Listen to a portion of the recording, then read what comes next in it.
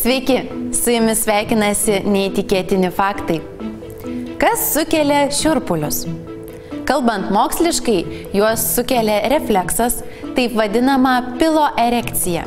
Šis refleksas priverčia kūno plaukelių šaknyse esančius mažyčius raumenis susitraukti, dėl ko kūną dengiantys plaukeliai pasistoja. Tuomet visas kūnas pasidengia mažyčiais iškilimais. Gyvūnams šis refleksas padeda apsisaugoti nuo šalčio.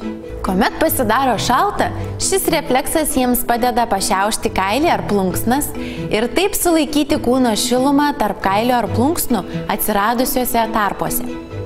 Taigi šiurpuliai tarsi turėtų žmonės sušildyti, tačiau per daugelį metų mes evoliucionavome taip, kad ant kūno esančių plaukų kiekis pasidarė labai mažas, todėl šiurpuliai žmonių nešildo. Šiurpuliai taip pat atsiranda dėl išgąsčio. Kuomet gyvūnai išsigąsta, juos nukrečia šiurpas. Tuomet jų kailis ar plunksnos pasistoja, jie atrodo piktesni bei nuožmesni. Tai vienas iš būdų atbaidyti grobuonis. Kadangi žmonių kūno plaukeliai yra labai nedideli, nukrėtus šiurpų iš baimės mes neatrodome nuožmesni. Ačiū žiūrėjusiems. Visas neįtikėtinų faktų laidas rasite internetinėje televizijoje betabu.tv. Taip pat kviečiame mus sekti Facebook'e.